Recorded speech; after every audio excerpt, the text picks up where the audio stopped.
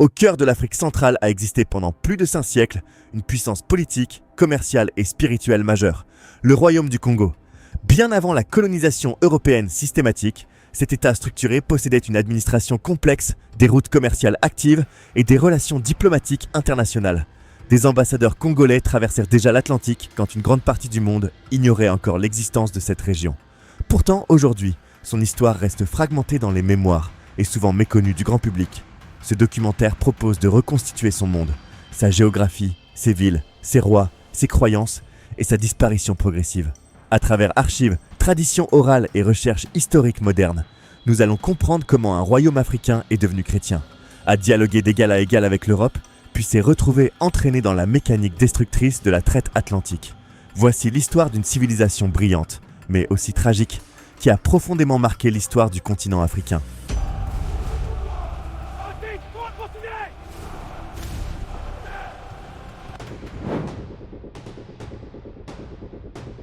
Une controverse majeure concerne l'inclusion du sud du Gabon dans les territoires du royaume. C'est-à-dire qu'on se demande si réellement les territoires du sud du Gabon faisaient partie du royaume Congo. Pour situer le royaume aujourd'hui, il faut imaginer une Afrique centrale sans frontières coloniales. Le territoire du Congo s'étendait le long de l'Atlantique et remontait profondément vers l'intérieur des terres, organisé autour du fleuve Congo. Dans la géographie actuelle, il couvre plusieurs États modernes. D'abord le nord de Angola, incluant l'enclave de Cabinda. Ensuite l'ouest de la République démocratique du Congo, particulièrement la province du Congo central et la région de Kinshasa.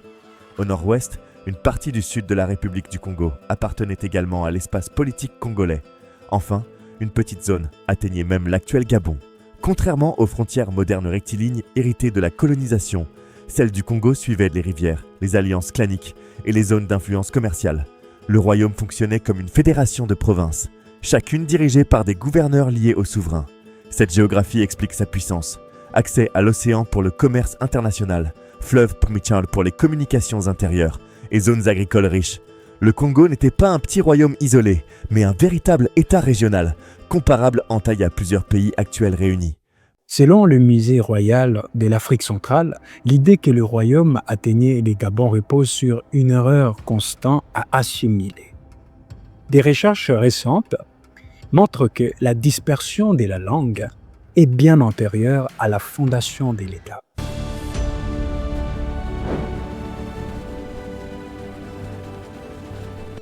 Au centre du pouvoir se trouvait une ville prestigieuse, Mbanza Congo. Construite sur un plateau dominant la vallée, elle contrôlait les routes commerciales majeures et symbolisait l'autorité du roi. Aujourd'hui, la ville existe toujours en Angola. Au XVIe siècle, les voyageurs européens la décrivaient comme une grande capitale organisée avec des quartiers nobles, des marchés et un palais royal. Elle impressionnait par son urbanisme africain planifié. Lorsque les Portugais arrivèrent au XVe siècle, ils la rebaptisèrent São Salvador. Ce changement n'était pas seulement religieux, il marquait l'entrée du royaume dans la diplomatie chrétienne internationale et l'intégration dans les réseaux politiques atlantiques. La ville devint rapidement un centre missionnaire, diplomatique et commercial majeur. Des écoles religieuses y furent établies et des nobles congolais y apprirent à lire et écrire le portugais et le latin. Aujourd'hui, sa valeur historique est officiellement reconnue. Elle est classée au patrimoine mondial de UNESCO depuis 2017. Ce classement confirme que Mbanza Congo n'est pas seulement une ville angolaise, mais un patrimoine de l'humanité, témoin d'un État africain structuré bien avant la colonisation. Au nord du fleuve Congo, l'autorité du Manikongo roi est souvent remise en question. Des historiens comme John Thornton suggèrent une influence du royaume dans les zones côtières septentrionales, était parfois plus symbolique que structurelle. Les chefs locaux reconnaissant une suzeraineté spirituelle sans intégration administrative totale.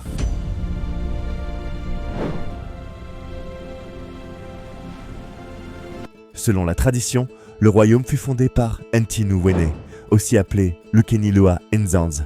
Il unifia plusieurs clans et transforma une alliance tribale en monarchie centralisée. Le roi portait le titre de Manikongo, seigneur du Congo. Contrairement à une monarchie héréditaire stricte, le pouvoir n'était pas automatiquement transmis au fils du roi. Le souverain était élu parmi les membres de la famille royale par un conseil de nobles. Ce système évitait qu'un enfant ou un dirigeant faible n'accède au trône, mais provoquait parfois des rivalités politiques. Les provinces conservaient une autonomie locale, mais elles devaient payer tribut et fournir des soldats. Le royaume fonctionnait donc comme une confédération hiérarchisée. Un aspect remarquable était le rôle politique des femmes. Les reines-mères et princesses influencèrent les décisions, validaient certains choix successoraux et servirent de médiatrices lors des crises. Leur autorité morale était essentielle à la stabilité du royaume. Ainsi, le Congo combinait monarchie, élections aristocratiques et influence féminine. Une organisation politique sophistiquée qui surprend encore les historiens contemporains. Bien que les sites des Banza-Congo, actuel Angola, soient reconnus par l'UNESCO comme la capitale politique et spirituelle, la localisation exacte d'autres Mbanza, villes ou résidences royales servant des capitales de province comme Mbanza-Nsudi ou Mbanza-Mbata reste un sujet de recherche actif et complexe. Des fouilles menées sur les sites des Kindoki, RDC, en 2012 et 2013 ont révélé des sépultures des nobles et des traces d'habitat, suggérant qu'il pourrait s'agir d'une capitale provinciale stratégique. Cependant, les archéologues qualifient ces sites d'insaisissables en raison de la rareté des vestiges monumentaux précoloniaux. Eu te batizo em nome do Pai, do Filho e do Espírito Santo. Amém. Recebe o Espírito Santo. En 1491, un événement inattendu bouleversa l'histoire du royaume. Le roi Nzinga Ankuu accepta le baptême chrétien et devint Jean Ier. Le christianisme entra alors officiellement dans la cour royale, mais c'est sous le règne de Afonso Ier que la religion prit réellement racine. Éduqué par les missionnaires, il écrivit même au roi du Portugal pour organiser prêtres et écoles. Le Congo devint l'un des premiers États chrétiens d'Afrique subsaharienne. Cependant, la conversion ne signifia pas abandon total des traditions. Les croyances ancestrales persistèrent. Culte des ancêtres, symboles spirituels et cosmologie africaine continuèrent d'exister. Un syncrétisme apparut, le catholicisme congolais. Les saints furent parfois associés aux esprits protecteurs, les croix intégrées dans l'art local et la prière combinée aux rituels anciens. La religion n'effaça pas la culture, elle la transforma. Ce mélange unique fascine aujourd'hui les historiens car il montre un christianisme africain autonome, adapté à une vision du monde propre au Congo.